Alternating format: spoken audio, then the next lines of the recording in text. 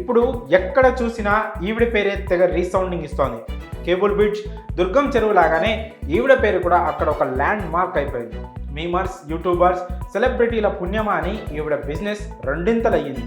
అయితే ఆ పుణ్యం ఎక్కువ రోజులు నిలబడలేదు. అదే చివరికి శాపంగా మారి చివరికి ఆమె ఫుడ్ స్టాల్ కూడా పెట్టుకునే పరిస్థితి లేకుండా పోయింది. అక్కడితో ఆగినా బాగుండేదేమో. ఇప్పుడు ఆ పబ్లిసిటీ కాస్త కుమారి ఆంటీ మీద కేసు కూడా పెట్టే పరిస్థితికి తీసుకొచ్చింది. తనకు పబ్లిసిటీ ఇచ్చినందుకు ఆనందంగానే ఉన్నా ఇలాంటిది జరుగుతుందని ఆవిడ ముందే గ్రహించింది.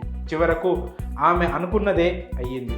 కుమారి ఆంటీ పేరు ఇప్పుడు హైదరాబాద్ ఫుడ్ బిజినెస్లో తెగ వైరల్ అవుతుంది. ఈవిడ గురించి తెలియని ఫుడ్ లవర్ ఉండడు అనడంలో ఎలాంటి అతిశయోక్తి లేదు. ఆవిడ గతంలోనూ ఫేమస్సే. కాకపోతే అప్పుడు ఫుడ్ బ్లాగ్స్ చేసేవాళ్ళు, ఈ ప్రాంతాల్లో ఉండే కార్మికులు అప్పుడప్పుడు కొత్తగా ఫుడ్ ట్రై చేయాలి అనుకునే వాళ్ళు వెళ్ళి తినేవాళ్ళు. కానీ ఎప్పుడైతే మీమర్స్ ఆవిడను వైరల్ చేశారో ఆవిడ దగ్గర ఫుడ్ తినాలి అంటూ ఎక్కడెక్కడి నుంచో రావడం స్టార్ట్ చేశారు జనం.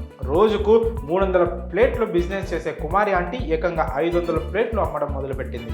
ఇంకేముంది, క్రేజ్ ఎలాగైతే పెరిగిందో బిజినెస్ కూడా అదే రేంజ్లో పెరిగింది. ఇటీవల సినిమా ప్రమోషన్స్లో భాగంగా సందీప్ కిషన్, వర్ష బొల్లమ్మ కూడా కుమారి ఆంటీ చేతి వంట రుచి చూశారు. దాంతో ఆవిడ ఫుడ్కు గిరాకీ మరింత పెరిగింది. అయితే ఎప్పుడైతే గిరాకీ పెరిగిందో ఆ రోడ్డులో వాహనాల తాకిడి కూడా పెరిగింది. వాటితో పాటుగా కుమారి ఆంటీకి కొత్త కష్టాలు కూడా మొదలయ్యాయి. తాజాగా ఆవిడ ఫుడ్ ట్రక్కును పోలీసులు అడ్డుకున్న విషయం తెలిసిందే. ఇక్కడ వ్యాపారం చేయడానికి వీల్లేదని, వారి ఫుడ్ స్టాల్ వల్ల రోడ్డు మొత్తం బ్లాక్ అవుతుందని ట్రాఫిక్ పోలీసులు ఆమె బిజినెస్ను అడ్డుకున్నారు. అంతేకాకుండా వారి ట్రక్కును కూడా సీజ్ చేశారు.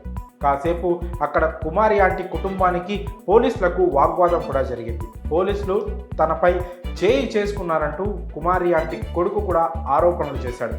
ఎట్టకేలకు వారి ఫుడ్ ట్రక్కును అయితే తెచ్చి ఇచ్చారు. వెంటనే అన్లోడ్ చేసుకోవాలని, ట్రాఫిక్కి ఇబ్బంది కలగకుండా చూసుకోవాలని చెప్పారు. కానీ పోలీసులతో వాగ్వాదానికి దిగినందుకు మాత్రం కుమారి ఆంటీ మీద కేసు అయితే నమోదైనట్లు తెలుస్తోంది. అలాగే ఆ ప్లేస్లో ఫుడ్ స్టాల్ పెట్టేందుకు అనుమతుల విషయంలో కూడా ఇంకా క్లారిటీ రాలేదు. అసలు అక్కడ ఆవిడ ఫుడ్ స్టాల్ కొనసాగుతుందా అని కూడా చెప్పే పరిస్థితి లేదు. ఈ సోషల్ మీడియా క్రేజ్ కుమారి ఆంటీని ఇంకెంత ఇబ్బంది పెడుతుందో అంటూ నెటిజన్స్ కామెంట్ చేస్తున్నారు. ఆవిడ వ్యాపారం ఆవిడ చేసుకుంటుంటే ఇంటర్వ్యూల పేరుతో ఎంత బద్నాం చేస్తారా అంటూ ప్రశ్నిస్తున్నారు. మరి కుమారి ఆంటీపై కేసు నమోదైందని వస్తున్న వార్తలపై మీ అభిప్రాయాలను కామెంట్స్ రూపంలో తెలియజేయండి.